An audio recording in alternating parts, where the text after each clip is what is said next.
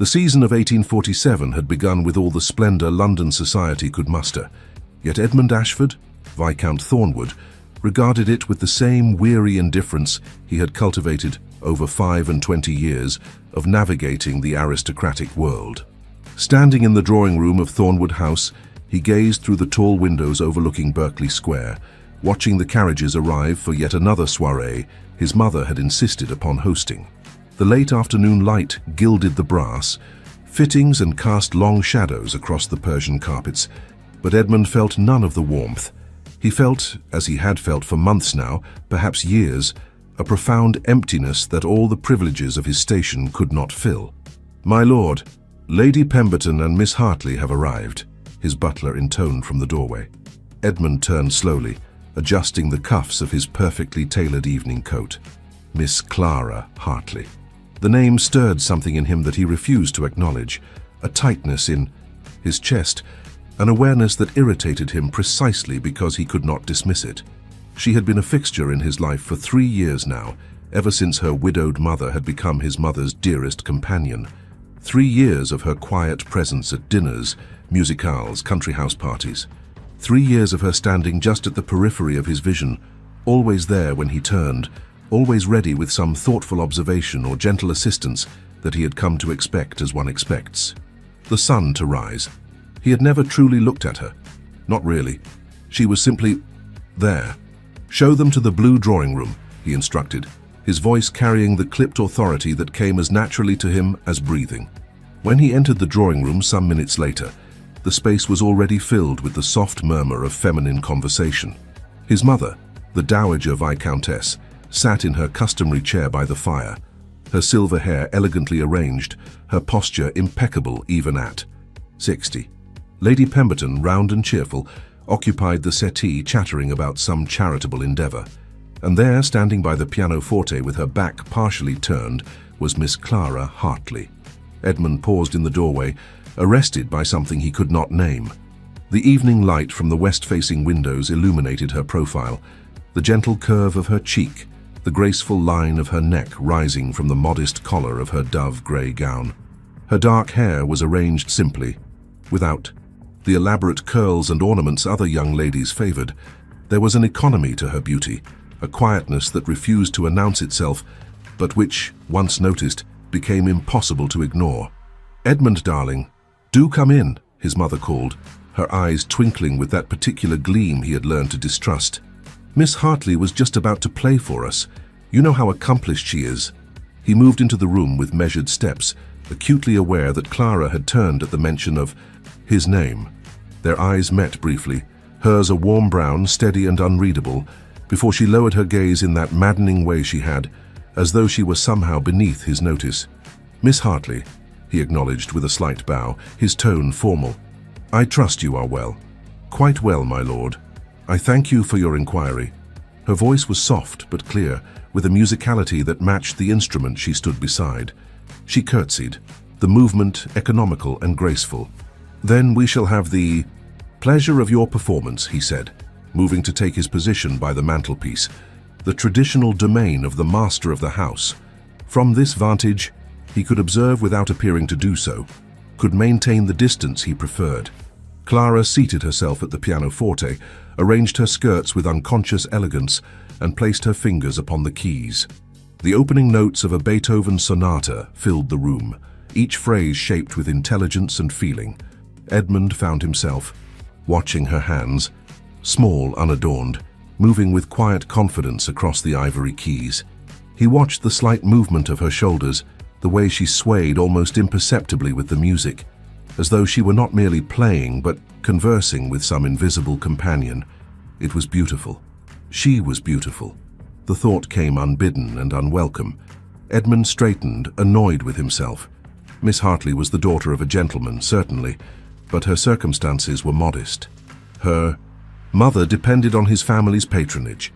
To notice her in that way, to allow his thoughts to drift toward appreciation of anything beyond her utility as a companion to his mother, would be unconscionable. He had responsibilities, a position to maintain. When he married, and he supposed he must eventually marry, it would be to someone of appropriate rank and fortune, someone like Lady Arabella Lennox, the Earl of Waverley's daughter, whose name his mother mentioned with increasing frequency. The music swelled and fell, and Edmund realized with some discomfort that he had not looked away from Miss Hartley for the entire performance. When the final notes faded, there was a moment of perfect silence before his mother and Lady Pemberton broke into enthusiastic applause. "Exquisite, my dear Clara," his mother declared. "Is she not accomplished, Edmund?" "Indeed," he replied, his voice cooler than he intended. "Most proficient." He saw it then, the briefest flicker of something across Clara's face. Disappointment? Pain? It was gone so quickly he might have imagined it. She rose from the pianoforte, murmured her thanks, and returned to stand beside her mother with that same quiet composure she always maintained. The evening progressed with dinner and cards, and Edmund fulfilled his duties as host with practiced ease. He spoke when appropriate, listened when required, and all the while he was conscious of Clara's presence in a way that disturbed him. She sat beside Lady Pemberton, her hands folded in her lap, participating in conversation only when addressed directly. She laughed at his mother's anecdotes, a soft, genuine laugh that made something twist in his chest. She served tea with such natural grace that it seemed she had been born to the task, anticipating needs before they were voiced. Useful, competent, invisible. Except she was no longer invisible to him, and Edmund resented this sudden awareness intensely. As the evening drew to a close and the guests prepared to depart, Edmund found himself in the entrance hall performing the final courtesies. Lady Pemberton embraced his mother warmly, already discussing their next meeting.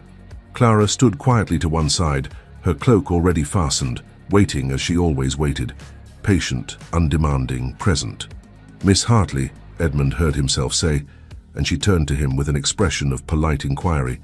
"I wonder if I might impose upon your time tomorrow afternoon. My mother mentioned that you have some familiarity with cataloguing, and I find myself in need of assistance with the library at Thornwood Manor. We shall be removing there for the summer, and the collection has grown rather unwieldy." It was true that the library needed attention, but Edmund could not have explained even to himself why he had made this request now, why the thought had formed itself into words before he could examine it properly. Clara's eyes widened slightly, the first unguarded expression he had seen from her all evening. Yes, my lord. I should be honored to assist, if you are certain I possess the necessary skills. My mother speaks highly of your capabilities," he replied, maintaining his formal tone, even as something within him reacted to the soft color that rose in her cheeks. "Shall we say 2 o'clock? 2 o'clock," she repeated, and for a moment they stood there in the gaslit entrance hall, the sounds of departure fading around them, and Edmund experienced the strangest sensation, as though he was standing at the edge of something vast and dangerous, something that would alter the careful geography of his controlled existence. Then Lady Pemberton called for her daughter, the moment shattered, and Clara curtsied and departed into the night.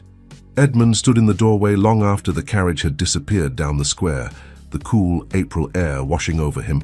His mother appeared at his elbow, her presence announced by the rustle of silk.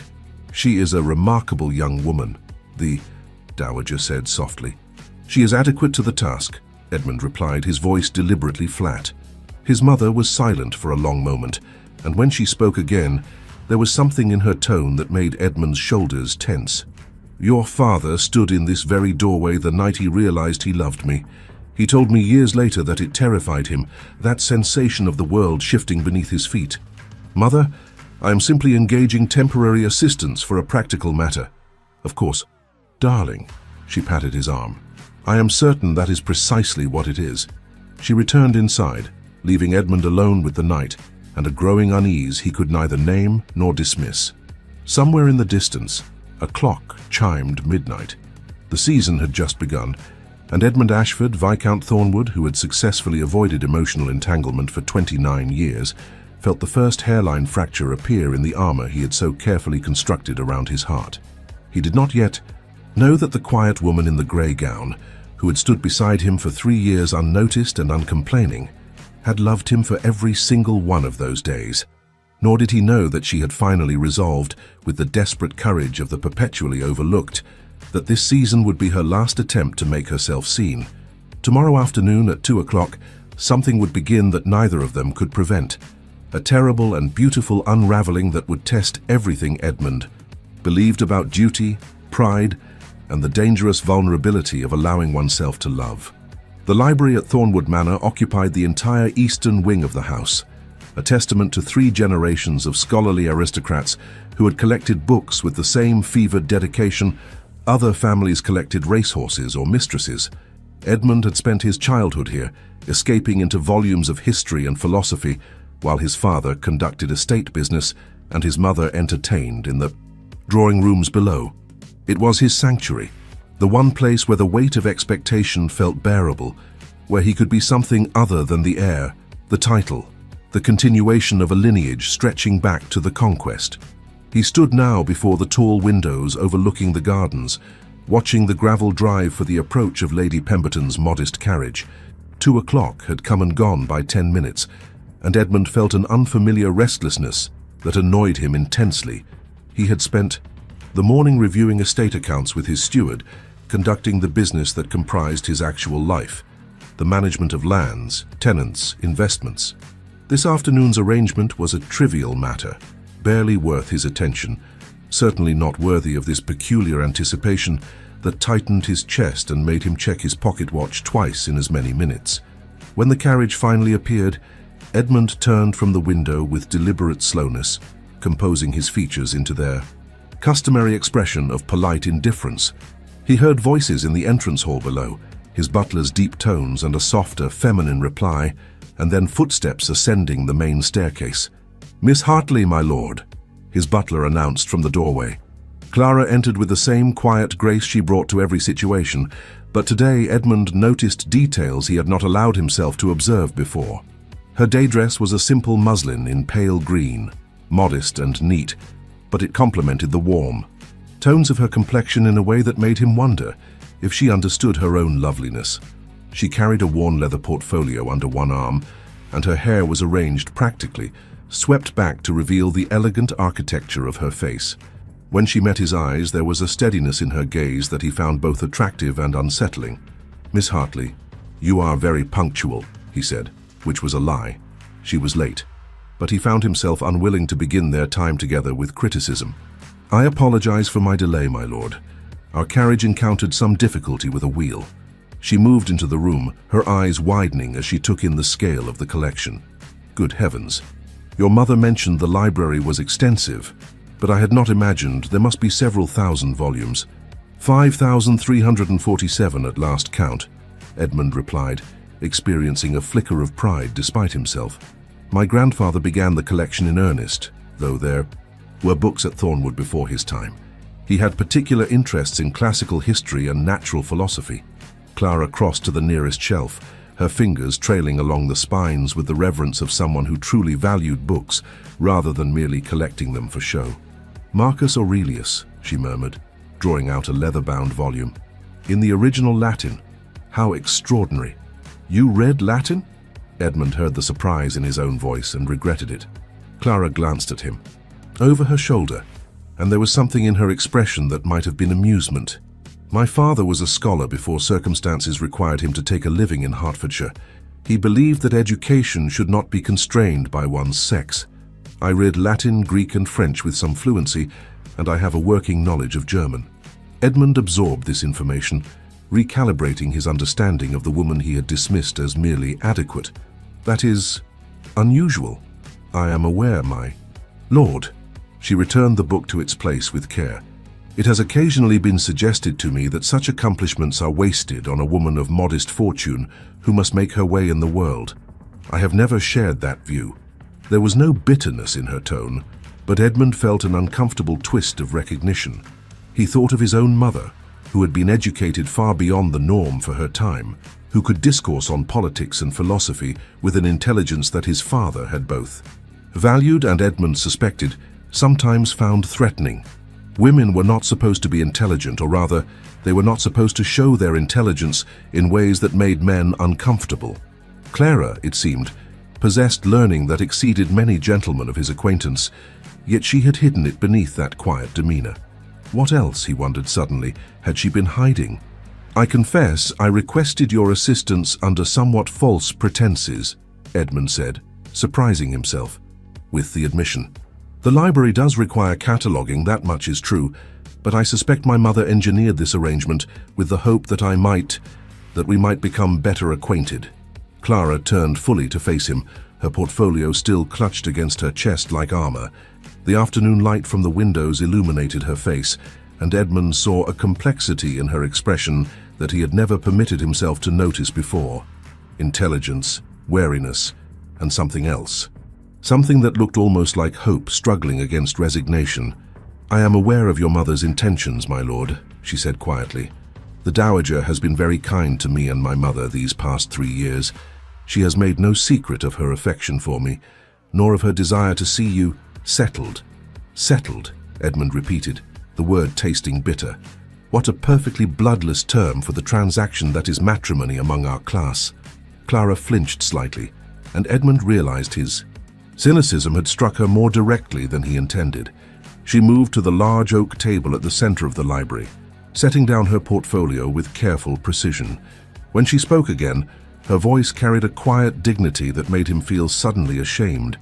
Not all marriages are transactions, my lord. My parents married for love. They had very little fortune between them, but they built a life of genuine companionship and mutual respect. When my father died, my mother grieved so deeply I feared we might lose her as well. That is not the behavior of someone fulfilling a transaction. Edmund crossed to the window again, unable to hold her gaze. Your parents were fortunate then. Mine were not so blessed. The admission hung in the air between them, more revealing than Edmund had intended. His parents' marriage had been perfectly acceptable by society's standards, appropriate in rank, financially advantageous, productive of an heir and a spare. It had also been profoundly cold, a partnership of duty devoid of warmth. His father had maintained discreet liaisons in London, while his mother cultivated her charitable works and social connections. They had been civil, even cordial, but Edmund had never witnessed between them anything resembling the affection he occasionally observed in other households. He heard Clara move closer, though she maintained a respectful distance. I am sorry for that, she said softly, but you are not your father, my lord. You need not repeat his choices. Edmund turned to face her then, struck by the quiet fierceness in her tone. She stood with her hands clasped before her, her posture perfect, but there was nothing subservient in her bearing now. She looked at him directly, without flirtation or artifice, and he felt suddenly exposed in a way he found profoundly uncomfortable. You presume to know me well enough to make such pronouncements? He asked, his tone cooler than he felt. I have observed you for 3 years, my lord. Clara held his gaze steadily. I have watched how you treat your servants, with fairness and consideration. I have seen your devotion to your mother, even when she vexes you. I have noted your concern for your tenants' welfare and your careful management of the estate. These are not the actions of a man destined to repeat his father's coldness. They are the actions of a man capable of genuine feeling if he would permit himself to experience it. The observation was delivered without drama, a simple statement of fact, but it landed like a blow to Edmund's chest. No one spoke to him with such directness. No one dared to suggest they understood his inner landscape. The presumption should have angered him, yet what he felt instead was a strange mixture of recognition and terror. Recognition that she had indeed seen him, truly seen him in a way no one else had, and terror at what this perception implied. You have a high opinion of your observational skills, he managed, his voice deliberately cold. I have little else to occupy my time, my lord. There was no self-pity in her tone, merely statement of fact. I am not beautiful enough to captivate society's attention, nor wealthy enough to merit pursuit for my fortune. I have learned to see clearly because no one notices when I am watching. Edmund felt something crack inside him at those words, the casual dismissal of her own worth, delivered so matter-of-factly, it was clear she had long ago accepted it as truth. She believed herself unremarkable.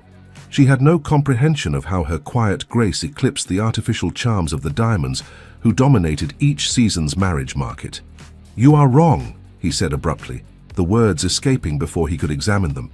About your appearance, you possess a quality that He stopped, appalled at his own loss of composure.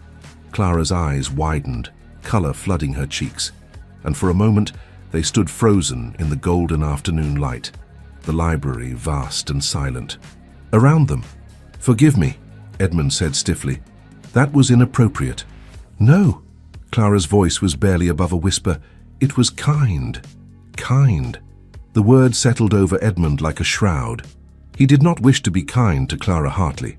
Kindness implied a connection he could not afford, an acknowledgement of her as something beyond a convenient companion for his mother.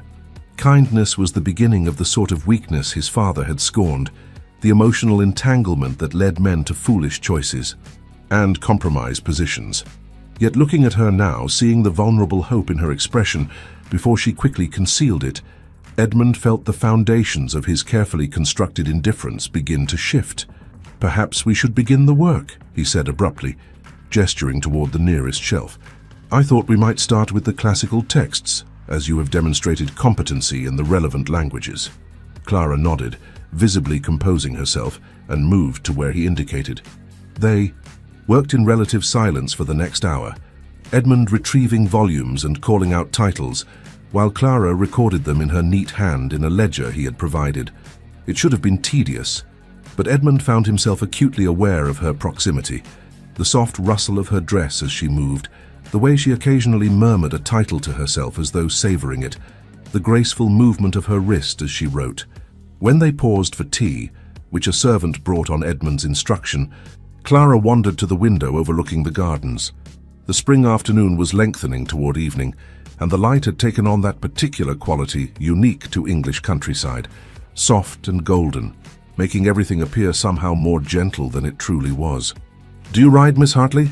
Edmund found himself asking, though he had no idea why this question had formed itself. She turned, teacup held delicately in both hands. "I do, though I have little opportunity in London. My mother and I keep no horses. The stables here are well provisioned. Perhaps you might ride while you are visiting. I could arrange for a suitable mount." The offer emerged without his permission, some part of him desperately seeking ways to extend her presence, to create reasons for her to remain. Clara's expression softened into something that looked dangerously like affection. "That is generous, my lord. I should like that very much." They returned to their work, but something had shifted in the atmosphere between them. Edmund found himself telling her about his grandfather, who had assembled much of this collection, describing the old man's eccentricities and passions. Clara listened with genuine interest, asking intelligent questions that demonstrated not mere politeness, but real engagement. She shared anecdotes about her own father, about the tiny vicarage library where she had first discovered the ancient philosophers, about reading Virgil by candlelight, while her mother worried she would ruin her eyes. As the afternoon faded into evening and servants arrived to light the lamps, Edmund realized with some astonishment that he had not thought once about estate business, social obligations, or any of the matters that usually consumed his thoughts. He had been simply present, engaged in conversation with a woman whose company he found unexpectedly compelling. When Clara finally gathered her things to depart, Edmund accompanied her downstairs to where her mother's carriage waited.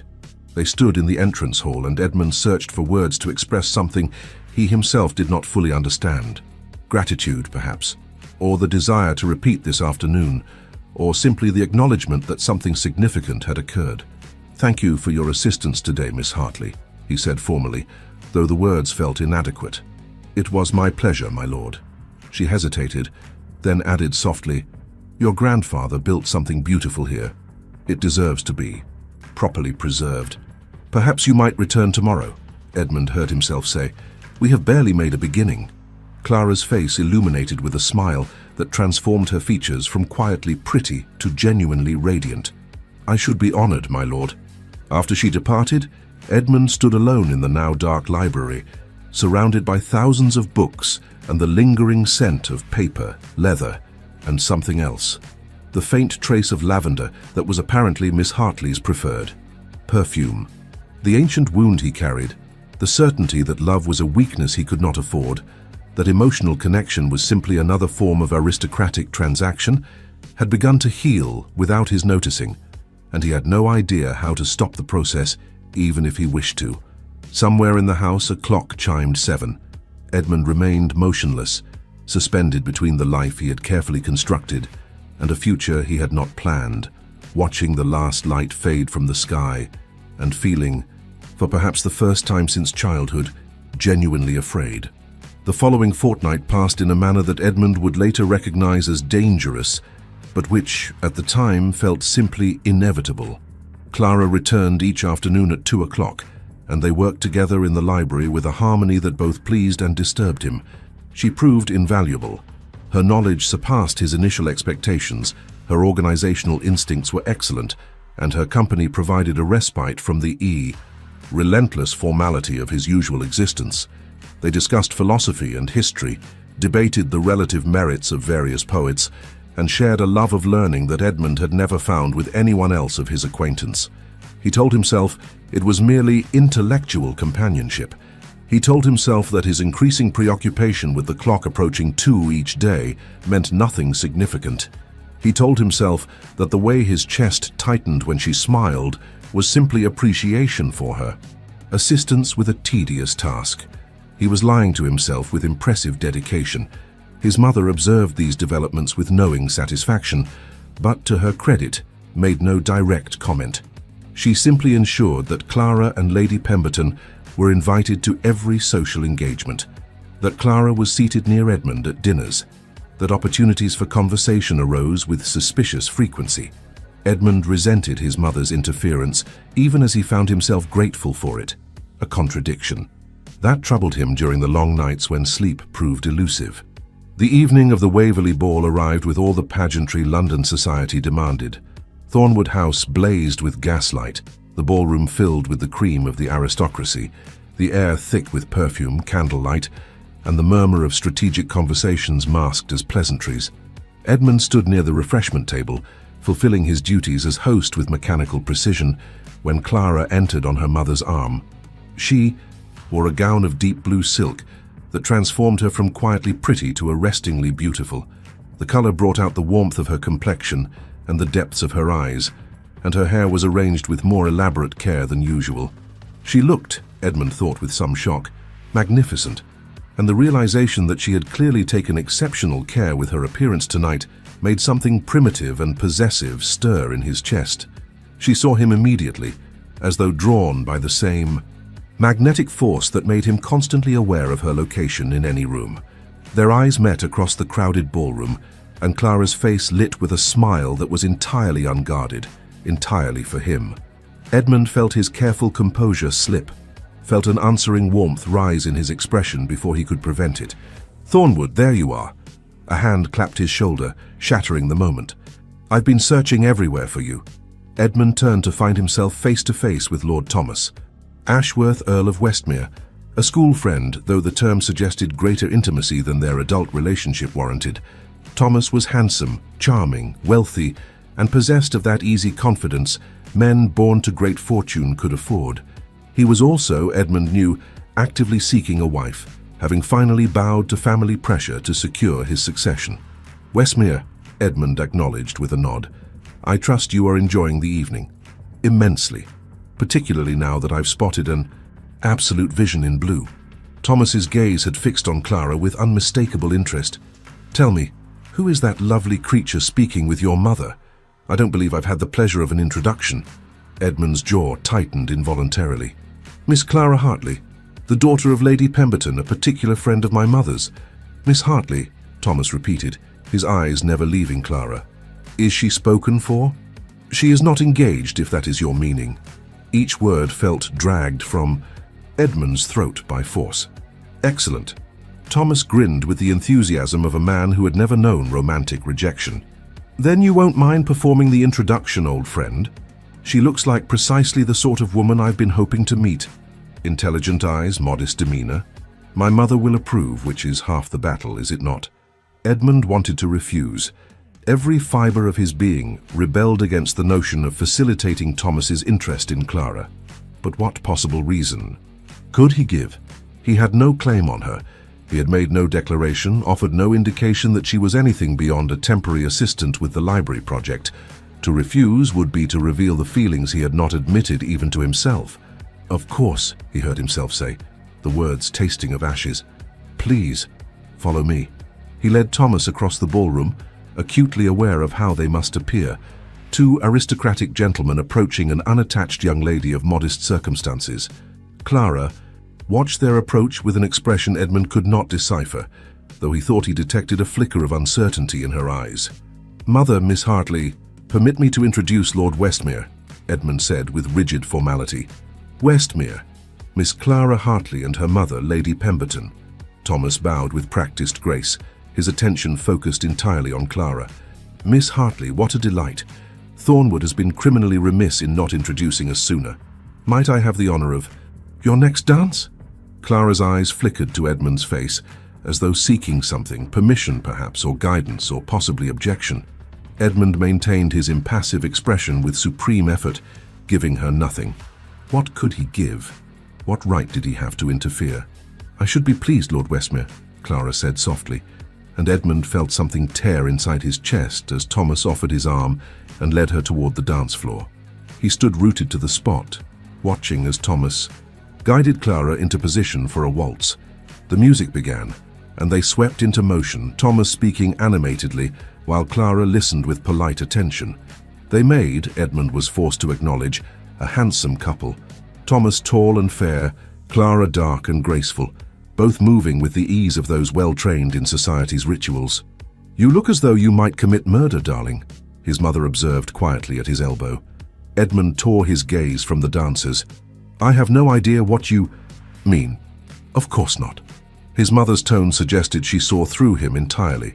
"That is why you have been watching Miss Hartley with Lord Westmere as though he were leading her to the gallows rather than merely dancing. Westmere is a friend. If he has taken an interest in Miss Hartley, I can only be pleased for them both." The lie felt heavy on his tongue. "Edmund," his mother's hand touched his arm, "you are my son, and I love you dearly. But you are also being supremely foolish. That young woman has loved you for 3 years with a steadiness and devotion you do not deserve. She has waited patiently, hoped quietly, and asked for nothing. And now, when she finally has the opportunity to attract the notice of another gentleman, one who might actually value her, you stand here pretending indifference." Edmund's facade cracked. "What would you have me do? Make empty declarations I cannot support? She deserves better than a man incapable of offering her what she needs." "You are capable," his mother said fiercely. "You simply lack the courage to try. Your father's coldness was his weakness, not his strength, Edmund. Do not mistake the two." She left him then, moving to greet other guests, and Edmund remained frozen while the music swelled and fell around him. When the waltz ended, Thomas escorted Clara from the floor, then immediately requested another dance, and another. They spent the better part of the evening together, and with each passing dance, each shared laugh. Each moment of apparent connection, Edmund felt his carefully controlled world disintegrate. He should have been pleased. Thomas was an excellent match for Clara. Wealthy, titled, good-natured. He could offer her security, position, a life of comfort and respect. Edmund should have been happy to see her well-placed. Instead, he felt as though someone were extracting his heart through his chest with dull instruments. Near midnight, Edmund retreated to the terrace, unable to bear the spectacle any longer. The cool night air provided temporary relief, though it did nothing to quell the turmoil in his chest. He stood at the stone balustrade, looking out over the darkened gardens, and acknowledged what he had been refusing to admit for weeks. He loved her. He loved Clara Hartley with an intensity that terrified him, loved her quiet intelligence and gentle strength, loved the way she saw him truly, rather than merely his title. He loved her, and he had realized it at precisely the moment when he might be too late to prevent losing her to another man. "My lord?" Edmund spun to find Clara standing in the terrace doorway, bathed in the golden light from the ballroom behind her. She looked uncertain, her earlier radiance dimmed by something he could not name. "Miss Hartley, you should return inside. It is cool and you will catch a chill." She ignored his suggestion, moving instead to join him at the balustrade. "Lord Westmere is very charming," she said quietly. "Indeed." Edmund's voice came out strangled. "He has asked permission to call upon my mother and me tomorrow." He was quite enthusiastic about his interest. She paused, then added with deliberate care, He asked if I were attached to anyone. I told him I was not. Edmund gripped the stone balustrade hard enough that his knuckles whitened. Then I congratulate you on securing such advantageous notice. Do you? Clara turned to face him fully, and in the dim light from the ballroom, Edmund saw tears glistening in her eyes. Do you truly congratulate me, my lord? Or would you prefer I refuse his suit? The question hung between them, stark and unavoidable. Edmund knew this was the moment, the single instant when he could speak the truth, could abandon his pride and fear, and reach for the woman who had somehow become essential to his existence. One word from him, one honest acknowledgement of his feelings, and everything would change. But the words lodged in his throat, strangled by decades of conditioning, by his father's cold example, by the terror of vulnerability. He could not force them past the constriction in his chest, could not bridge the gap between what he felt and what he could express. I want whatever brings you happiness, he managed finally, and even to his own ears it sounded like the cowardice it was.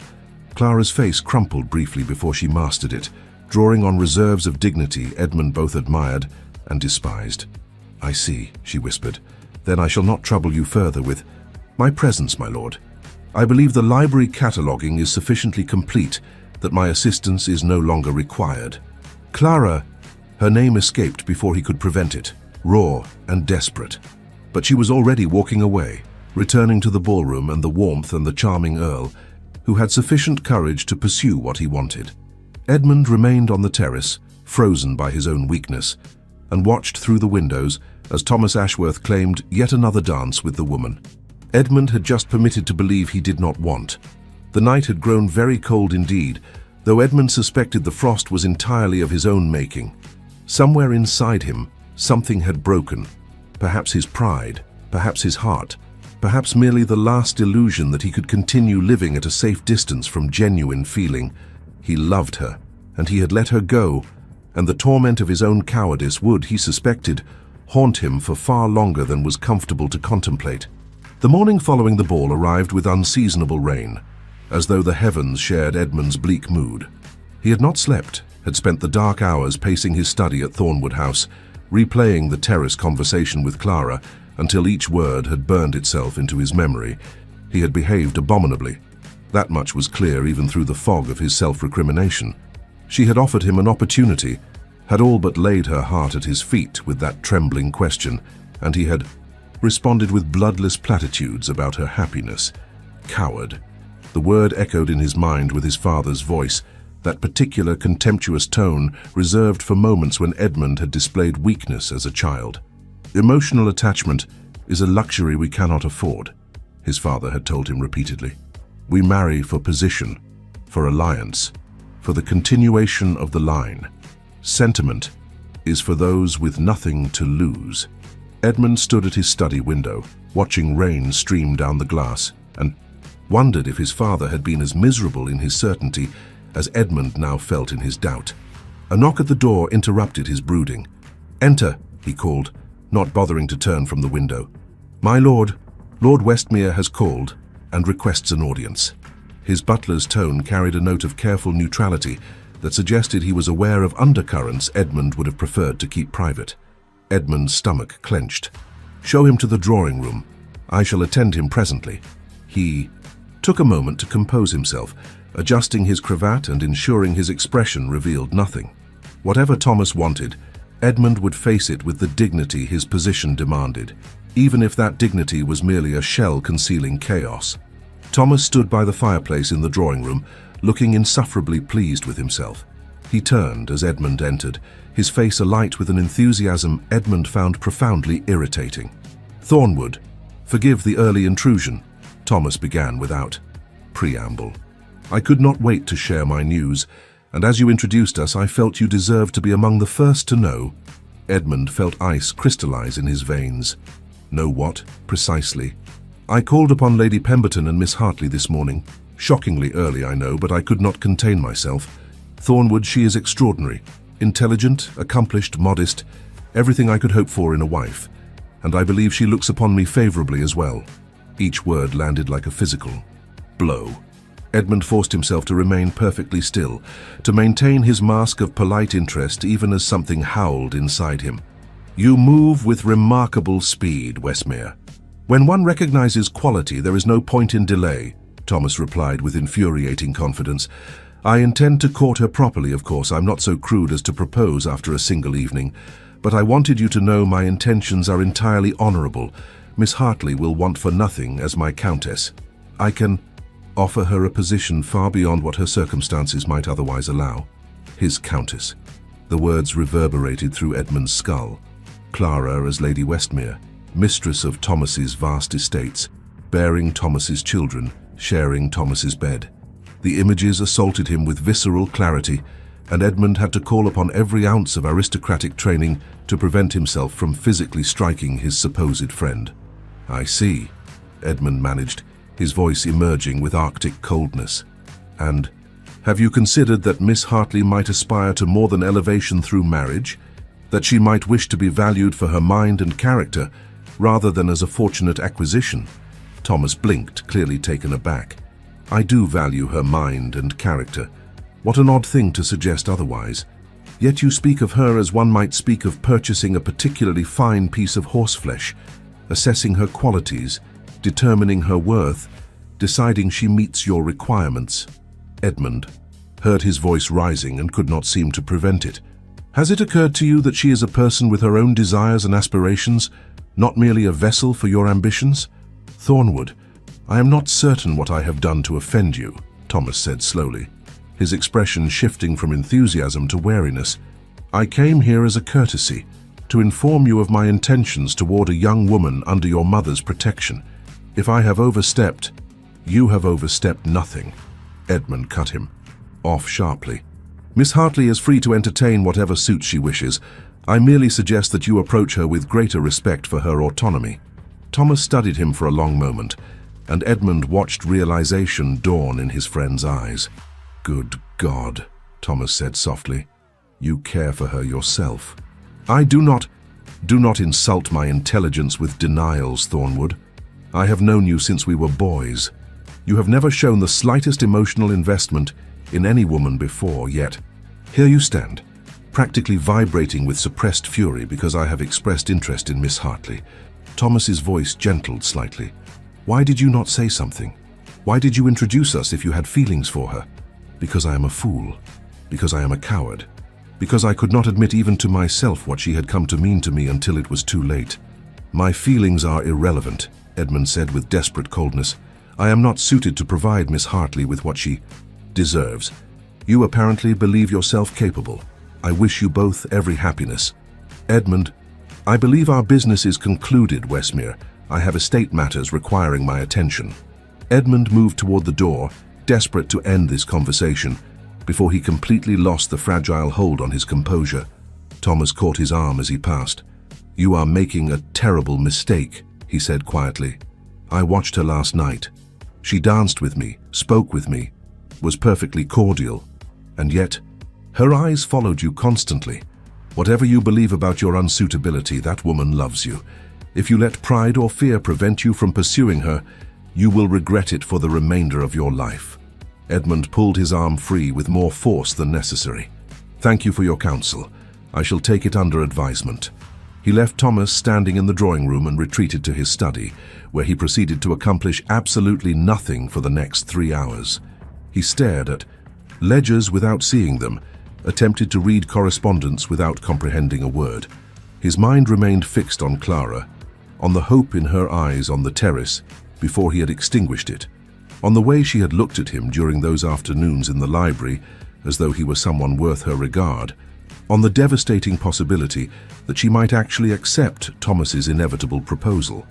Near noon, his mother appeared in the study doorway without bothering to knock. "A privilege only," she retained. "I have just received the most interesting call from Lady Pemberton," she announced without preamble. "It seems Lord Westmere has declared his intentions to court Clara, and Clara has agreed to receive his attentions." Edmund's hand clenched around the pen he was holding, snapping it cleanly in half. Ink spattered across the estate accounts he had been pretending to review. "How wonderful for them both," he said through gritted teeth. His mother crossed the room, extracted a handkerchief and began wiping the ink from his hands with the same brisk efficiency she had employed when he was a child. "Edmund Ashford, I have been remarkably patient with you, but my patience has reached its limit. You are behaving like a complete fool. I am conducting myself with appropriate propriety. You are conducting yourself like a man determined to destroy his own happiness through sheer obstinacy." She threw the ink-stained handkerchief onto his desk. "That young woman has loved you faithfully for 3 years. She has been patient, hopeful, and dignified in the face of your absolute blindness. And now, when she has finally attracted the notice of another gentleman, one who might actually demonstrate his regard openly, you sit here in your study pretending noble detachment. Mother, you do not understand." "I understand perfectly. You are terrified. You watched your father's cold marriage and concluded that emotional attachment is dangerous. You have spent your adult life avoiding anything that might make you vulnerable, that might require you to risk your precious control." His mother's voice shook with uncharacteristic anger. "But control is not strength, Edmund. It is simply another form of cowardice." The words hit him like a slap. Edmund rose from his chair, moving to the window to escape his mother's penetrating gaze. The rain continued its relentless assault on the glass, and beyond it, London appeared grey and cheerless. "What if I am like him?" Edmund heard himself whisper. "What if I am incapable of being what she needs? What if I fail her the way father failed you?" The silence stretched long enough that Edmund finally turned to face his mother. Her expression had softened, though her eyes remained fierce. "Your father was not incapable of love, Edmund. He was unwilling to try. There is a profound difference." She crossed to him, taking his hands in hers. "You are not him. I have watched you for 29 years, and I have seen your capacity for devotion, for loyalty, for genuine feeling. You protect the people in your care, you shoulder responsibilities without complaint, you act with integrity, even when it costs you. These are not the traits of a man incapable of love." "Then why can I not speak the words?" Edmund's voice broke. "Why, when she asked me directly if I wanted her to refuse Westmere, could I not simply tell her the truth? Because you have spent decades building walls around your heart, and walls do not fall in an instant. But Edmund, those walls are not protecting you. They are imprisoning you. And if you do not find the courage to tear them down, you will lose the one woman who sees past your title and your position to the man beneath." Edmund closed his eyes against the tears that threatened. His mother was right. She was always right, with that infuriating maternal omniscience, but knowing she was right did nothing to solve his fundamental problem. He loved Clara Hartley with an intensity that terrified him precisely because it made him vulnerable in ways he had spent his entire life avoiding. To love her was to risk devastation, to place his happiness in another person's hands, to acknowledge that there were things beyond his control. "What if I speak and she rejects me?" he whispered. "What if I have already destroyed whatever chance I had? Then at least you will know you tried. At least you will not spend the rest of your life wondering what might have been." His mother squeezed his hands. "But Edmund, I do not believe she will reject you. I believe she is waiting even now for you to find your courage." Before Edmund could respond, his butler appeared in the doorway, his expression troubled. "My lord, forgive the interruption. A message has arrived from Lady Pemberton's residence. Miss Hartley requests that any of her personal effects remaining here from the library work be sent to her. She will not be returning to Thornwood Manor." The words landed with crushing finality. Clara was closing the door on whatever had been developing between them, removing herself from his orbit with the quiet determination she brought to everything. Edmund had thought there would be more time, more opportunities to find his courage, but Clara, patient, long-suffering Clara, had apparently reached the limit of her endurance. "Edmund?" His mother's voice seemed to come from a great distance. He became aware that he was still holding his mother's hands, gripping them with enough force that he must be causing pain. He released her abruptly, moving toward the door with sudden, desperate urgency. "I must see her," he said, his voice rough. "I must speak with her before it is too late." "Yes," his mother said simply. "You must." Edmund called for his carriage, paced the entrance hall while it was brought round, and departed into the rain without bothering with a coat or hat. The journey to the Pembertons' modest townhouse in Bloomsbury took less than 20 Minutes but felt eternal. Edmund rehearsed speeches in his mind, discarded them, formulated new ones. Nothing seemed adequate to express the complexity of what he needed to say. The Pembertons' butler, an elderly man who had clearly seen better days, admitted Edmund with some surprise. "My lord, Lady Pemberton is not receiving callers this afternoon. I must speak with Miss Hartley. It is a matter of utmost urgency." The butler's expression suggested he found this declaration highly irregular, but Edmund's title and obvious distress apparently overrode protocol. "I shall inquire if Miss Hartley is available. Please wait in the drawing room." Edmund entered the small, shabby-genteel drawing room and immediately felt out of place. The furniture was worn but scrupulously clean, the decorations modest. This was Clara's world, respectable poverty maintained with dignity, and Edmund realized with sharp clarity how enormous the gulf was between their circumstances. If he asked her to marry him, she would be elevated to a position so far beyond her current status that the transformation would be dizzying. Would she accept him? Or would she believe his proposal was motivated by pity, by some aristocratic condescension? Footsteps in the hall announced someone's arrival, and Edmund turned expectantly, only to find not Clara but Lady Pemberton entering the room. Her expression was carefully neutral, but Edmund detected disapproval in the set of her shoulders. "Lord Thornwood, this is unexpected," she said without warmth. "Lady Pemberton, forgive the intrusion. I must speak with your daughter. It is a matter of considerable importance. I'm afraid Clara is indisposed. She has retired to her room with a headache and does not wish to be disturbed." Edmund heard the lie in her tone, or rather the careful shaping of truth.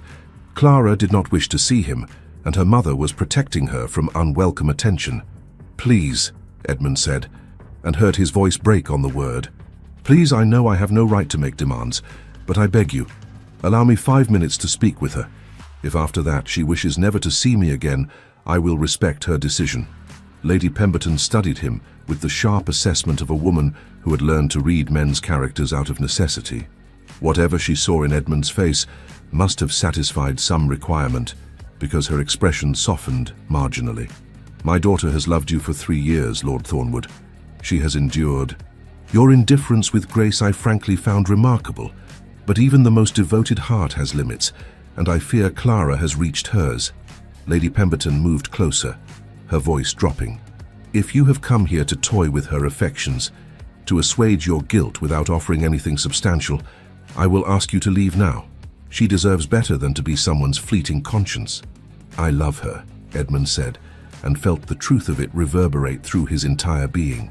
"I have been blind, and arrogant and foolish beyond measure, but I love her. I need to tell her so. I need to ask her, to beg her if necessary, for the honor of her hand. If she refuses me, I will accept it.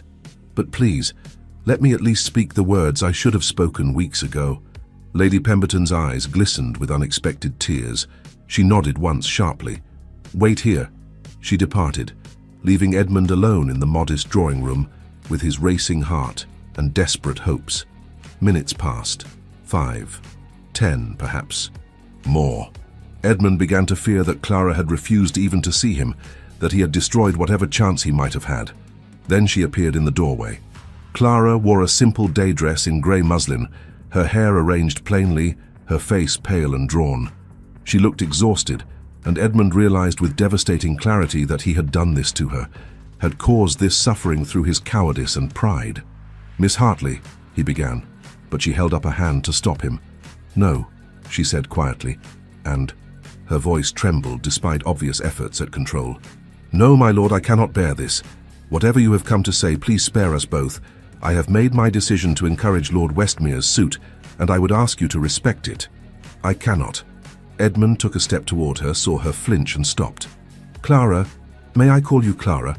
I know I have forfeited any right to familiarity, but please, you have forfeited nothing, because you never claimed anything," she said, and now anger sparked in her eyes alongside the pain.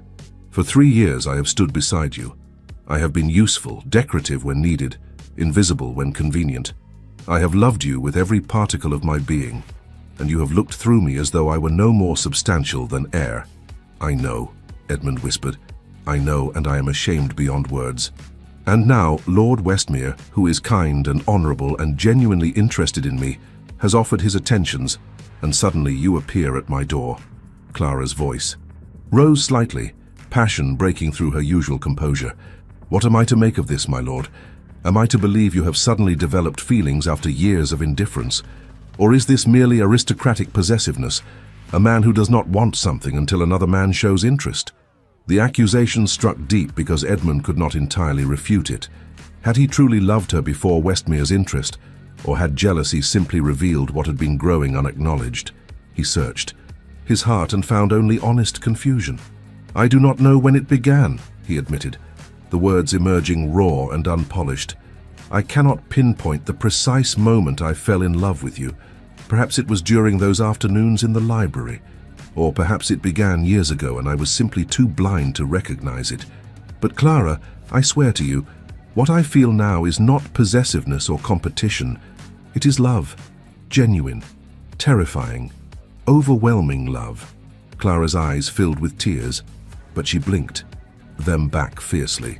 "Pretty words, my lord, but words mean nothing without action, and your actions have demonstrated clearly what I am worth to you."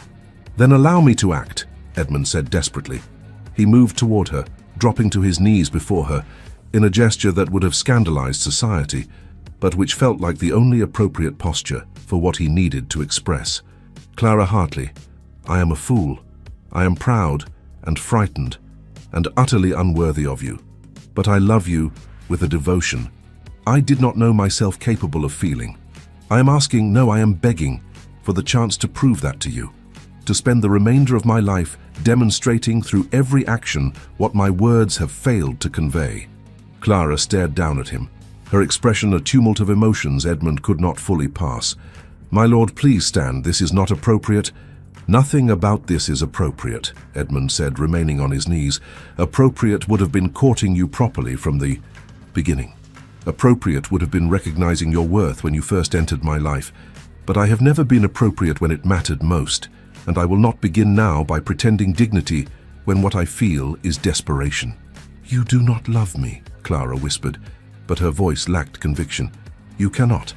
I am nobody, nothing." "You are everything," Edmund interrupted fiercely. "You are intelligent, accomplished, brave, and beautiful in ways that transcend mere appearance. You have challenged me, seen me truly, stood beside me without expectation of reward. You are the finest person I have ever known, and I have been too cowardly to acknowledge it until the prospect of losing you forced me to confront my own wretchedness." The tears Clara had been holding back finally fell, tracking down her cheeks in silver lines. "Why now?" she asked brokenly. "Why, after 3 years, do you suddenly profess love precisely when I have decided to move forward with my life?" It was the question Edmund had been dreading, the one for which he had no good answer. "Because I am human and flawed, and sometimes we do not recognize what we possess until we are about to lose it. Because watching Westmere dance with you made me realize I could not bear a lifetime of watching you belong to someone else. Because your question on the terrace shattered something in me, and I have been unable to piece myself back together without you." He reached for her hands, relief flooding through him, when she did not pull away. "I know my timing is abysmal. I know I have given you every reason to doubt my sincerity.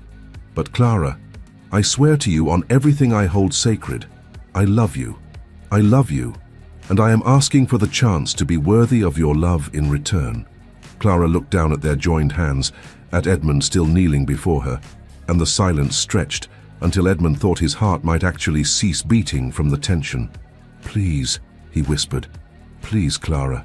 I need time," she said finally, her voice barely audible. "I need to think. I need to determine if this is real or simply another moment where you will withdraw once you have secured what you want." The words stung, but Edmund could not contest them. He had given her no reason to trust his constancy. "How long?" he asked. "How much time do you need?" "I do not know." Clara gently extracted her hands from his grasp, and Edmund felt the loss like a physical wound. "Lord Westmere is calling again. Tomorrow. He has been clear about his intentions and his regard. I owe him and myself the courtesy of considering his suit fairly. And will you consider mine?" Edmund rose slowly to his feet, no longer caring that his dignity was in shreds around him. "I do not know what yours is," Clara said simply.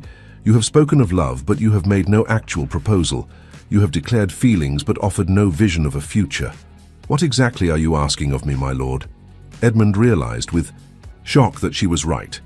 In his desperation to simply speak the words, he had failed to articulate what he actually wanted. He steadied himself, drawing on reserves of courage he had not known he possessed. "I am asking you to marry me," he said clearly. "I am asking you to become my viscountess, my wife, my partner in all things. I am asking for the privilege of spending the remainder of my life loving you, honoring you, and working daily to deserve the gift of your presence. I am asking you to save me from the cold, empty existence I was consigning myself to through sheer stubbornness. Clara Hartley, will you marry me?" The proposal hung between them, raw and unadorned, lacking all the romantic trappings such moments were supposed to contain. There was no ring, no carefully planned setting, no elegant speech. There was only Edmund's desperate honesty and Clara's tears. "I will consider it," she whispered. "That is all I can promise you now. I will consider both proposals, and I will make my decision with care." But Edmund, she used his given name for the first time, and he felt it like a benediction. "If I accept you, it must be because I believe in your sincerity, not simply because I have loved you for so long. I will not enter a marriage where I spend my life wondering if you will wake one morning and realize you made a terrible mistake." "You have my word that will never happen," Edmund said fervently. "Whatever else I am, whatever faults I possess, I am not inconstant. Once I commit myself, it is absolute. Then give me time to believe that," Clara said. She moved toward the door, clearly ending their interview. "Please go now, Edmund. I cannot think clearly with you here, and I need clarity above all else." Edmund wanted to protest, wanted to remain until he had extracted some promise, some assurance that he still had a chance. But he had demanded enough from her today. He had arrived uninvited, made declarations she had not asked for, and pressed his suit with an urgency that bordered on impropriety. The least he could give her now was the time she requested. "I will await your decision," he said formally. "Whatever you choose, know that my regard for you will remain unchanged." He bowed and departed, passing Lady Pemberton in the hallway. She said nothing, but her expression suggested she had heard at least parts of the conversation. Edmund let himself out into the rain, which had intensified during his time inside, and stood on the doorstep for a long moment, letting the cold water soak through his clothes. He had spoken the words. He had made the proposal. He had laid bare his heart in a manner that terrified him still, and now he could only wait, suspended between the possibility of unprecedented joy and the certainty of devastating loss, while the woman he loved decided whether his belated declaration deserved her faith. 3 days passed with no word from Clara, and Edmund discovered that waiting for a woman's decision was perhaps the most exquisite torture ever devised. He could not eat, could not sleep, could not focus on the simplest estate matters. He attended a dinner at his club and had no recollection afterwards of what had been discussed. He rode through Hyde Park and nearly collided with another rider because his attention was fixed entirely inward, replaying his proposal and cataloguing all the ways he had failed to express himself adequately. His mother watched these developments with a mixture of sympathy and satisfaction that Edmund found simultaneously comforting and irritating. "You are behaving precisely as a man in love should behave," she observed on the evening of the third day, finding him once again in his study, staring at correspondence he could not bring himself to address. "I am behaving like a lunatic," Edmund corrected bitterly. "I have allowed a woman to reduce me to this pathetic state of suspended animation. You have allowed yourself to feel genuine emotion. For the first time in your adult life," his mother countered. "It is uncomfortable because it is unfamiliar, not because it is wrong." Edmund pushed away from his desk and began pacing the room's perimeter, a habit he had developed over these interminable days. "What if she refuses me? What if she accepts Westmere instead? He's a good man, Mother. He can offer her everything I can and more. Enthusiasm, uncomplicated affection, the devotion she deserves. He can offer her everything except being." "You," his mother said quietly, "and you are the one she loves." "Loved," Edmund corrected hollowly. "Past tense. I may have destroyed that love through sheer neglect." Before his mother could respond, the butler appeared in the doorway. "My lord, Lady Pemberton and Miss Hartley have called. They are in the blue drawing room." Edmund's heart stopped, then resumed beating with such force he thought it might actually escape his chest. "Both of them?" "Yes, my lord. Lady Pemberton specifically. Requested your presence, and the Dowager Viscountess's." Edmund exchanged glances with his mother, unable to interpret whether this was positive or devastating news. Ladies bringing their mothers to such meetings typically signified either the acceptance of a proposal or the need for witnesses to a formal rejection. He had no idea which scenario Clara intended. "We shall attend them immediately," his mother said, when Edmund seemed incapable of speech. They descended to the drawing room together, and Edmund experienced the surreal sensation of approaching what might be either his salvation or his destruction. He paused outside the door, suddenly paralyzed by fear. His mother touched his arm gently. "Whatever happens, you have been brave. That matters." Then they entered, and Edmund saw Clara standing by the window overlooking the square, her back to the room. She wore a day dress of pale yellow that caught the afternoon light, and her posture was rigid with tension that Edmund felt mirrored in his own body. Lady Pemberton sat on the settee, her expression carefully neutral. "Lady Pemberton, Miss Hartley, how good of you to call," Edmund's mother said warmly, moving to embrace Lady Pemberton, while Edmund remained frozen near the door. Clara turned slowly to face him, and Edmund searched her expression desperately for some indication of her decision. Her eyes were red-rimmed, suggesting she had been crying recently, but her composure was otherwise perfect. She looked at him. Directly and in her gaze, Edmund saw the weight of the 3 days she had spent considering his proposal. "My lord," she said softly, "thank you for receiving us." "Always," Edmund managed, his voice rough. "You are always welcome in this house, Clara." His use of her given name caused her to flinch slightly, though whether from pleasure or pain he could not determine. The silence stretched unbearably until finally Clara's mother spoke. "Perhaps, Harriet, you might show me the new roses in your conservatory. I understand they are quite spectacular this season." Edmund's mother, bless her, understood the hint immediately. "Of course, Sarah. They are absolutely magnificent.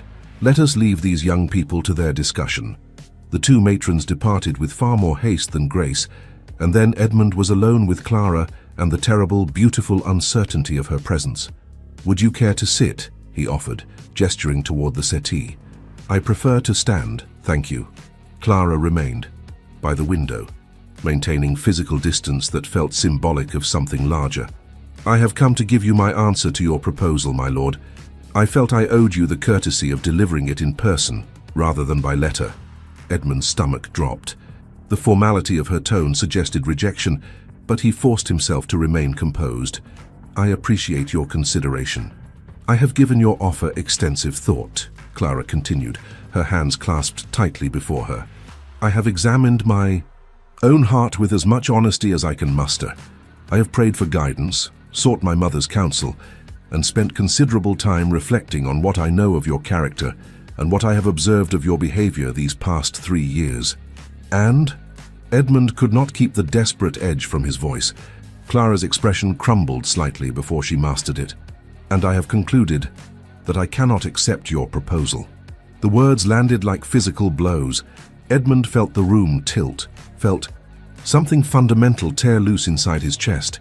He had known this was possible, probable even given how abominably he had treated her, but knowing had not prepared him for the devastating reality. "I see," he whispered, because what else could he say? "No," Clara said with sudden fierceness. "I do not believe you do see. You think I am refusing you because I doubt your sincerity, or because I prefer Lord Westmere, or because I wish to punish you for your years of indifference. Are those not your reasons?" Edmund forced himself to meet her eyes despite the pain. "They are not." Clara moved toward him finally, closing the distance she had maintained. "I am refusing you because I love you too much to accept a proposal born of panic and jealousy rather than genuine conviction." Edmund stared at her, trying to process this reasoning. "I do not understand." "Edmund, you have spent your entire life avoiding emotional vulnerability. You watched your parents' cold marriage and concluded That love was dangerous. And then I appeared, and I began to matter to you in ways that terrified you. So you ignored me, dismissed me, tried to render me invisible so you could maintain your precious control.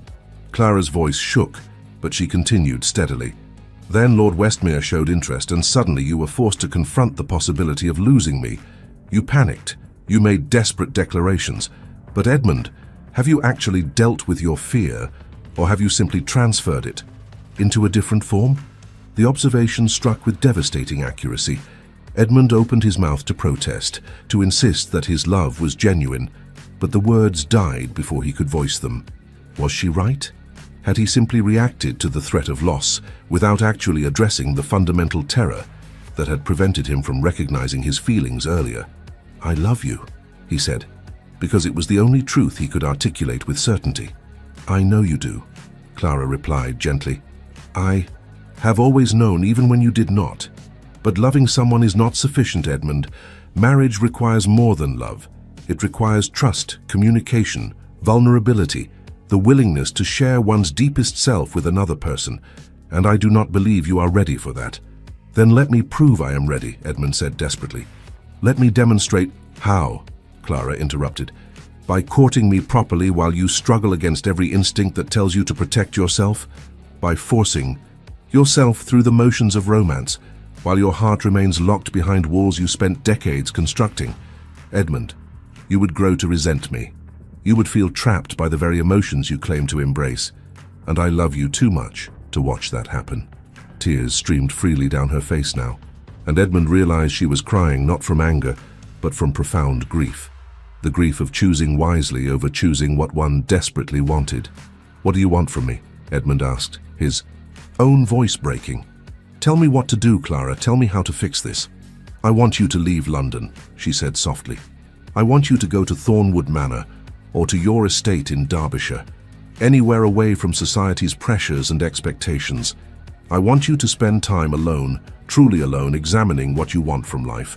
Not what your father expected, not what society demands, not what you think you should want, what you actually want." "I want you," Edmund said fiercely. "That is what I know, with absolute certainty." "Then prove it by doing the work required to truly have me," Clara replied. "Learn to be vulnerable. Learn to communicate. Learn to let someone see all of you, not merely the aristocratic facade you present to the world. And then, if you still want me after that, if you can honestly say you are ready for the kind of partnership marriage requires, come back and ask me again. And if you have married Westmere by then?" The question emerged bitter and desperate. Clara smiled sadly. "I have refused Lord Westmere's suit. I told him yesterday that I could not accept his addresses because my heart belongs to someone else. He was disappointed but gracious. So no, I will not be marrying Lord Westmere." Hope flared in Edmund's chest, but Clara held up a hand to forestall whatever he might have said. "But I will not sit idle waiting for you either," she warned. "I am 26, Edmund. I have spent 3 years loving you from a distance. If you require another, 3 years to discover whether you can actually be the partner I need. I may not be available when you return. Life does not pause simply because we wish it to." The warning was clear. She was giving him an opportunity, but not an unlimited one. He must do the work she described and do it with enough urgency that she was still free when he completed it. "How long?" Edmund asked. "How much time do you think I need?" "I cannot answer that. Only you can determine when you have truly changed.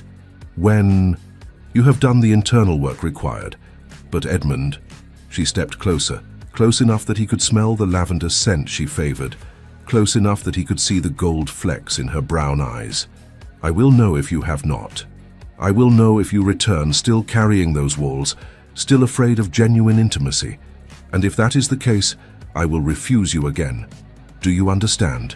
He understood. She was not going to settle for the man he was now, the man who could speak words of love, but who remained fundamentally terrified of what those words required. She wanted the man he might become, the man who could stand before her without armor, without defense, offering his complete and honest self. It was the most frightening thing anyone had ever asked of him. "I will do it," Edmund said quietly. "I will go to Derbyshire. I will do whatever work is necessary. And Clara, I will come back transformed, or I will not come back at all." Clara's expression softened into something that looked almost like pride. "That is what I needed to hear." She reached up, her hand trembling, and touched his face with infinite gentleness. "I love you, Edmund Ashford. I have loved you for 3 years, and I suspect I will love you for the rest of my life, regardless of what you decide. But I love myself too much to accept less than I deserve. And you deserve better than to spend your life half present, half available, always holding part of yourself in reserve." Edmund caught her hand, pressed it against his cheek, felt the warmth of her palm against his skin. "When I return, if you accept me then, I swear to you I will spend every day proving worthy of your faith." "I know," Clara whispered. "That is why I am letting you go." She extracted her hand gently, stepped back and moved toward the door. Before she reached it, she turned one final time. "The library at Thornwood Manor remains only partially catalogued," she said, and a ghost of her gentle humor touched her voice. "When you are ready, truly ready, perhaps we might finish the work together." Then she was gone, taking her mother with her, leaving Edmund alone in the drawing room with his mother, who had apparently been waiting just outside. "Well?" his mother demanded. "She refused me," Edmund said, his voice empty. "She refused me and told me to leave London to work on myself." His mother studied him for a long moment. "And will you?" Edmund thought of Clara's tears, of her quiet courage in refusing what she desperately wanted, because accepting it would harm them both. He thought of her challenge, to do the work required, to become someone capable of genuine partnership, to dismantle the defenses he had spent a lifetime constructing. "Yes," he said slowly, "I will go to Derbyshire tomorrow. I do not know how long I will be gone. But Mother, when I return, I will not be the same man who left." His mother crossed to him, embraced him tightly. "I am proud of you," she said softly. "Your father never had the courage to do what you are about to attempt. But you are not him, Edmund. You are better. You can be better." That night, Edmund packed for an indefinite stay in Derbyshire, instructed his steward on estate matters, and sat in his study, writing letters to various acquaintances explaining his absence. The ton would speculate wildly, he was aware of that, but their gossip seemed suddenly irrelevant compared to the work ahead of him. Before he retired, he stood in the library where he and Clara had spent those golden afternoons, surrounded by thousands of books and the ghost of her presence. He thought of her challenge, her faith that he could change, her devastating refusal to settle for less than she deserved. He loved her. That truth remained solid and unshakable. But she was right. Love alone was insufficient. He needed to become someone worthy of her love, someone capable of reciprocating it fully, without reservation or defense. The journey ahead would be difficult, perhaps the most difficult thing he had ever attempted. But Clara Hartley, patient, brave, quietly magnificent Clara, was worth any amount of difficulty. He left London the following morning as dawn broke over Berkeley Square, headed for the Derbyshire Hills and whatever transformation awaited him there. Behind him, the city continued its relentless social whirl.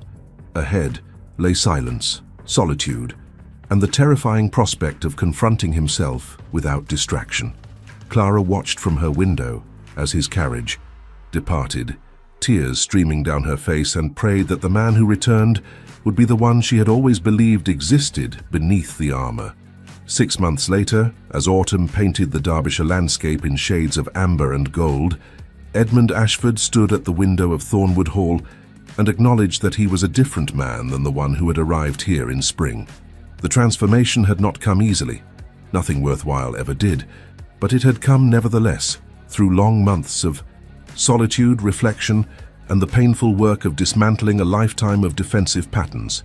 He had written letters to Clara weekly, though he had not sent them. They filled a leather-bound journal now, a record of his internal journey, the discoveries, the setbacks, the moments of breakthrough when he recognized patterns he had carried since childhood. He wrote about his father, about his own fears, about the ways he had learned to perform rather than feel. He wrote about shame and pride and the gradual, terrifying process of learning to be honest with himself. He had walked the estate daily, reacquainted himself with tenants he had known all his life but never truly seen. He had listened to their stories, their joys and struggles, and learned that genuine connection required presence rather than performative nobility. He had dismissed most of his staff for the duration of his stay, keeping only a minimal household, forcing himself to exist without the social buffers his position typically provided.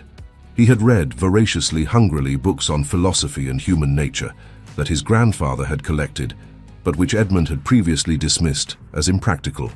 He had discovered poets who wrote of love with an honesty that made his chest ache. He had learned slowly and painfully that vulnerability was not weakness, but rather the foundation of genuine strength. And he had mourned.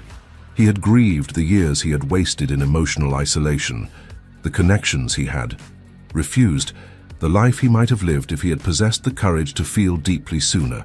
The mourning was necessary. His correspondence with a thoughtful clergyman in the nearby village had helped him understand, because one could not move forward without first acknowledging what had been lost. Now, as he prepared to return to London, Edmund felt both transformed and terrified. He was not perfect. He doubted anyone could achieve perfection in such matters, but he was genuinely different. He had learned to recognize when he was withdrawing into self-protection, had developed tools for remaining present, even when discomfort urged retreat. He had practiced vulnerability in small ways, writing honest letters to his mother, having authentic conversations with his steward, allowing his true thoughts and feelings to exist without constant censorship. Whether it would be enough, whether Clara would deem his transformation sufficient, remained to be seen. He had received letters from his mother throughout his absence, carefully crafted missives that avoided direct mention of Clara, while managing to convey essential information. Clara remained in London. She had not accepted any gentleman's addresses. She asked after Edmund, with a frequency that suggested her feelings had not altered. But she had also established herself with increasing independence, had begun giving music lessons to supplement her mother's modest income, had joined a ladies' intellectual society, had carved out a life that did not require Edmund's presence. The realization that she was building a life without him had initially devastated Edmund, but his months of reflection had helped him understand its significance. Clara was not waiting passively for his return. She was not sitting idle, hoping he would rescue her from modest circumstances. She was living, actively, purposefully, creating meaning on her own terms. It made him love her even more fiercely, if such a thing were possible. Edmund departed Derbyshire on a crisp October morning, his traveling cases loaded not just with clothing, but with the journal containing his unsent letters and a carefully wrapped package that represented his hopes for the future. The journey to London took 2 days, and Edmund spent them in alternating states of anticipation and dread. What if she had changed her mind? What if 6 months had been too long, and she had concluded that Edmund was not worth the wait? What if he arrived to discover her engaged too? Someone else? Some other gentleman who had recognized her worth and pursued her with appropriate dedication? These fears assaulted him repeatedly, but Edmund had learned during his months in Derbyshire to sit with discomfort rather than immediately seeking to escape it. He acknowledged the fears, examined them, and chose to proceed regardless. Whatever Clara's decision, he would respect it. He had done the work she requested, had transformed himself in fundamental ways, and if that proved insufficient, he would accept her choice with dignity. He would be devastated, but he would survive. That was what these months had taught him, that he possessed inner resources beyond what he had credited, that he could endure emotional pain without being destroyed by it. Edmund arrived at Thornwood House near midnight, surprising his butler and disturbing no one else. His mother had departed for a friend's house party in Hampshire, he learned, and would not return for another week. This was both disappointing. He had hoped to consult with her, and perhaps fortunate, as it meant he would have time to compose himself before attempting to see Clara. Except Edmund discovered, lying awake in his chamber that night, that he could not wait.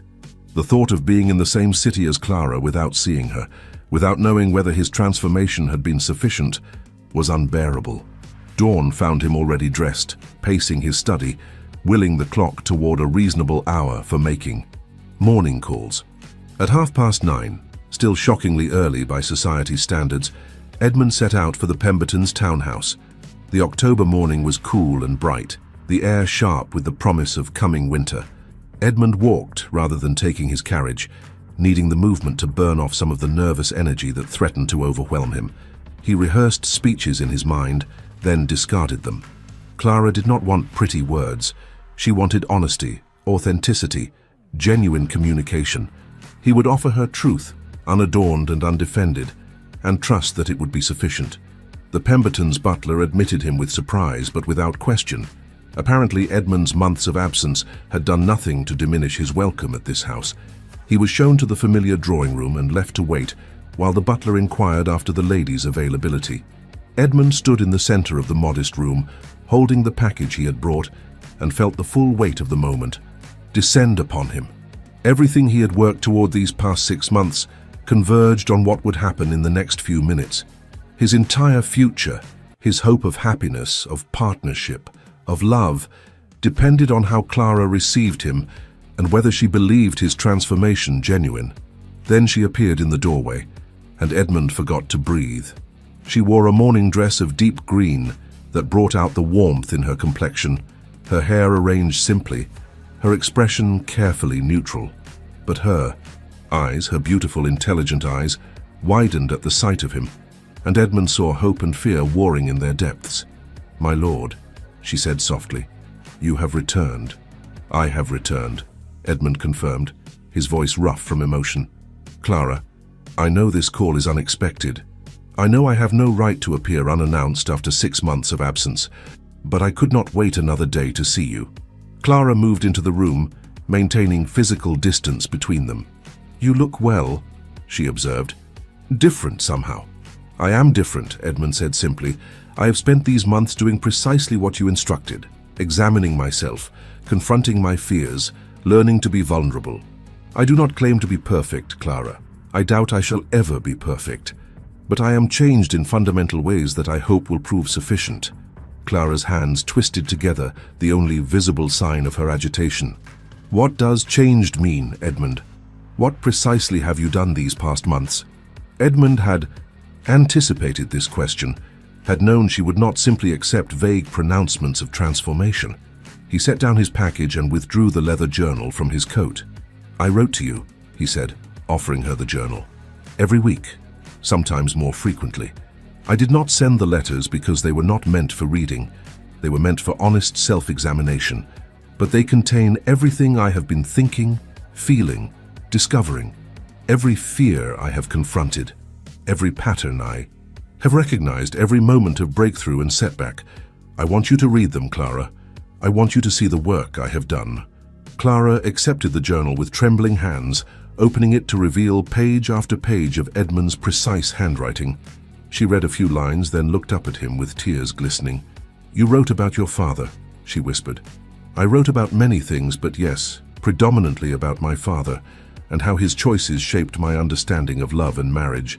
I had to understand him before I could separate my identity from his example." Edmund moved closer, still maintaining respectful distance. "I consulted with a clergyman in Derbyshire, a thoughtful man with some training in matters of the soul. He helped me recognize that I had conflated love with weakness, that I believed emotional connection made one vulnerable to unbearable pain. My father avoided genuine intimacy because he feared what it might demand of him, and I had unconsciously adopted that. Same defensive posture. And now," Clara's voice trembled, "now I understand that vulnerability is not weakness. It is the foundation of genuine connection. I understand that loving someone deeply does indeed make one vulnerable to pain, but that the richness such love provides outweighs the risk.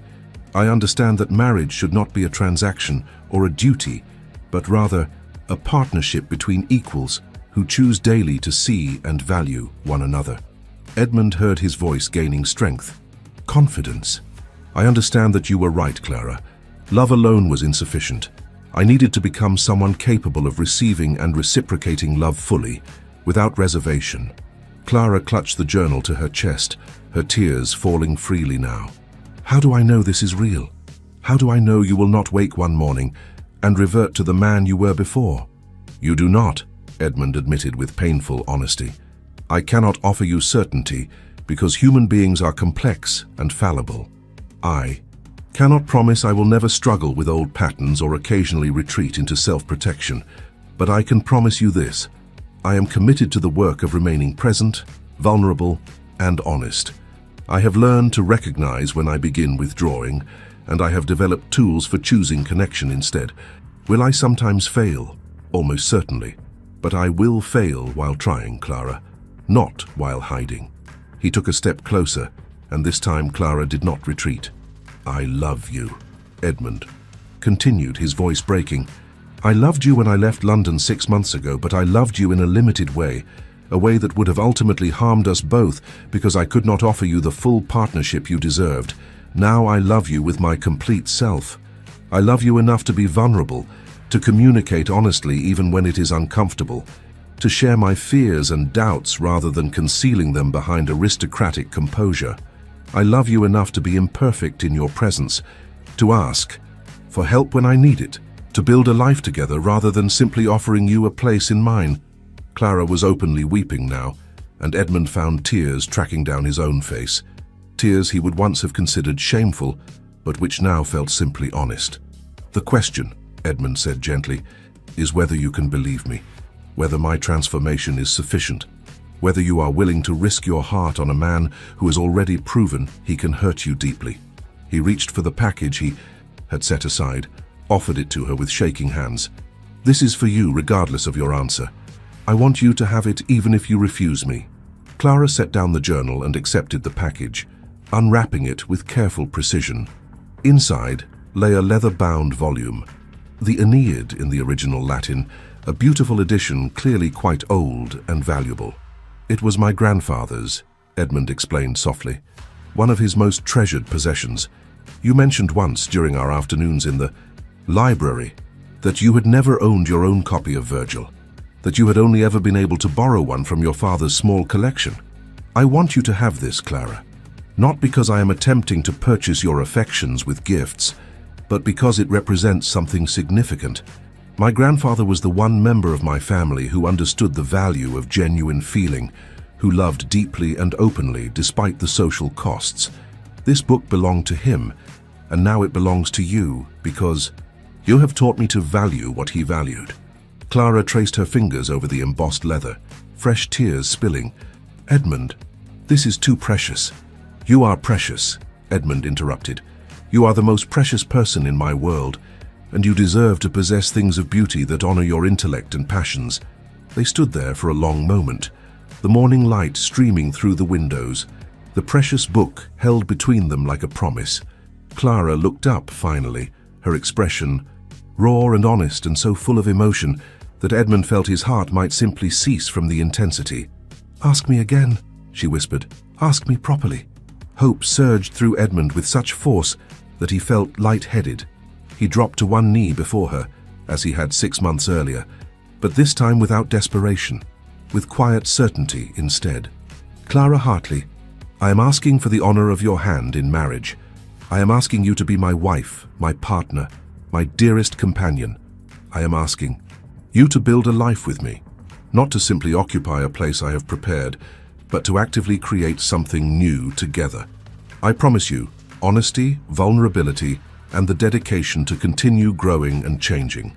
I promise you my complete self, flawed and imperfect, but genuinely yours. Will you marry me? Clara knelt before him, bringing herself to his level, the Aeneid still clutched in one hand.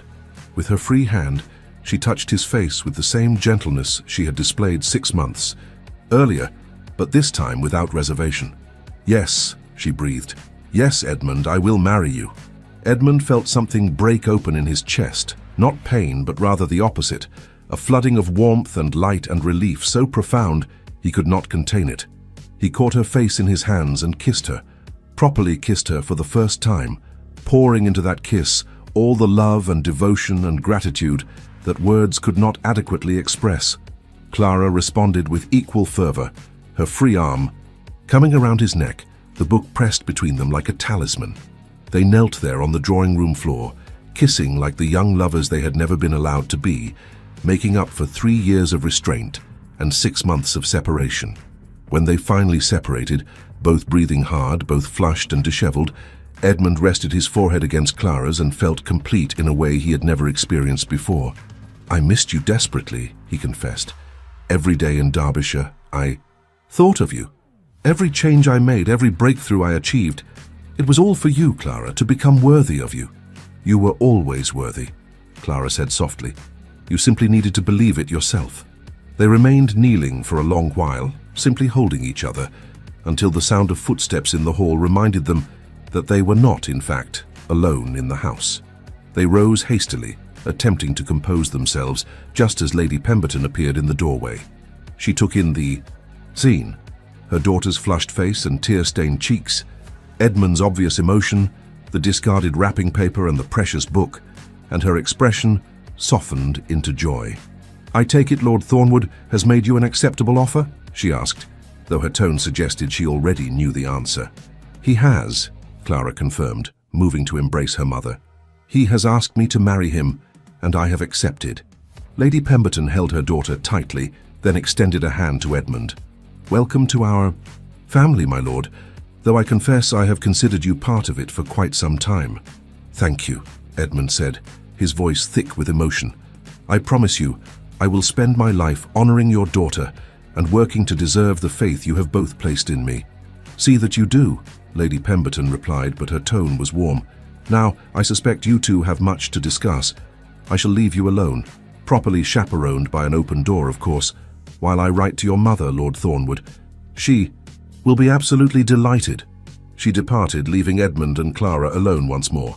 They moved to sit together on the settee, close enough that their shoulders touched, hands clasped between them. "When would you like to marry?" Edmund asked. "I confess I would prefer immediately, but I recognize you may wish for a proper courtship period."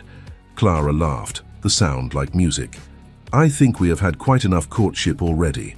3 years of suppressed feelings and 6 months of separation. I should be content with a relatively brief engagement. Perhaps we might marry after Christmas." "Perfect," Edmund agreed. "That gives us time to prepare properly without unnecessary delay. And Clara," he hesitated, suddenly uncertain, "where would you like to live?" "I have estates in Derbyshire, Yorkshire, and of course Thornwood Manor, plus the London house. I want you to feel at home, not simply installed in my preferred location." The fact that he had thought to ask this, that he was considering her preferences rather than simply announcing his decisions, made Clara's eyes fill with fresh tears. "I should like to spend part of the year in London, as I have commitments now with the music students I teach and the literary society I have joined, but I think I should prefer the majority of our time at Thornwood Manor. The library there remains unfinished after all." Edmund smiled, remembering her parting words 6 months earlier. "Yes, I seem to recall you mentioning that. Perhaps we might complete the cataloguing together. Though I warn you, I may prove quite distracting during the work." Clara blushed beautifully. "I believe I can tolerate some distraction." They spoke for hours, making plans and sharing the experiences of their months apart. Clara described the independence she had cultivated, the satisfaction she found in teaching music to young ladies whose families could not afford elaborate masters. Edmund shared more details of his journey in Derbyshire, the painful and liberating work of confronting his emotional patterns. "There is something else I should tell you," Edmund said eventually, his tone growing serious. "I have been corresponding with a solicitor about settling a substantial sum on you independently, money that would be yours regardless of our marriage, to use as you see fit. I do not want you ever to feel financially dependent on me in ways that would prevent you from speaking honestly or maintaining your autonomy." Clara stared at him, clearly astonished. "Edmund, that is extraordinarily generous, but also quite unusual. Most gentlemen would never consider—" "I am not most gentlemen, and ours will not be most marriages," Edmund interrupted firmly. "I have spent these months learning that genuine partnership requires equality in all things, including financial matters. I want you to have resources of your own, Clara.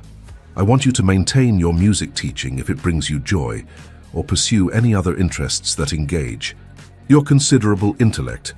I do not want you to feel that marriage to me means the cessation of your independence." Clara leaned forward and kissed him softly, a kiss of gratitude and love. "You have changed," she whispered against his lips. "You have genuinely, fundamentally changed. "Because you demanded it," Edmund replied. "Because you refused to settle for less than what a marriage should be. You saved me, Clara. From myself, from repeating my father's mistakes, from a life of emotional isolation. You saved me by having the courage to refuse me when I was not ready. And you saved yourself by doing the work required to become ready," Clara countered. "That was your courage, Edmund. Your choice. Your transformation." They remained together until the afternoon light began to fade, finally separating when Clara insisted Edmund should return home to prepare for the inevitable social whirlwind their engagement would create. Edmund departed reluctantly, but secure in the knowledge that this separation was temporary, that Clara was his now and he was hers, and they would build something beautiful together. As he walked back through London's streets, Edmund felt lighter than he had in years, perhaps in his entire life. The work was not finished. He would need to continue practicing vulnerability, communication, honesty. There would be moments when old patterns threatened to reassert themselves, when he would need to consciously choose connection over self-protection. But Clara would be beside him. Clara who loved him enough to demand his best self. Clara who had stood beside him for 3 years unacknowledged, then refused his belated proposal until he proved worthy of her faith. Clara who had waited until he was ready to be truly seen, and then chosen to see him anyway. The season of 1848 would begin soon, and with it would come the announcement of their engagement. Society would speculate, gossip, express surprise or approval depending on their inclinations. But Edmund found he did not care about society's opinion. He cared only about the woman who had taught him that love required courage, that vulnerability was strength, that genuine partnership demanded the willingness to be honest, even when honesty was uncomfortable. He cared only about spending the rest of his life loving Clara Hartley with the devotion she deserved, and had waited so patiently to receive. The library at Thornwood Manor awaited their return. Thousands of volumes, still uncatalogued, work still unfinished. But Edmund suspected that completing that project would take considerably longer than originally anticipated, given how frequently they would likely become distracted by each other. He found he was very much looking forward to those distractions. For the first time in his 29 years, Edmund Ashford, Viscount Thornwood, was genuinely, completely, wonderfully happy. And as he stood at the window of his study that evening, watching the stars emerge, over London he whispered a prayer of gratitude for the quiet woman in grey, who had loved him before he was worthy, refused him until he became so, and then offered him the extraordinary gift of her heart. He would, he vowed, spend every remaining day proving himself deserving of that gift. And somewhere across the city, Clara Hartley sat in her modest room, reading by candlelight the leather journal containing Edmund's unsent letters, and wept tears of joy at the transformation those pages revealed. They would marry after Christmas. They would build a life together. They would finish cataloguing the library, teach music to talented students, read Virgil together by firelight, and create the sort of partnership that Edmund's grandfather had once demonstrated. Genuine, vulnerable, honest love. It would not be perfect, but it would be real. And for two people who had spent years either overlooking or being overlooked, real was everything they had ever needed.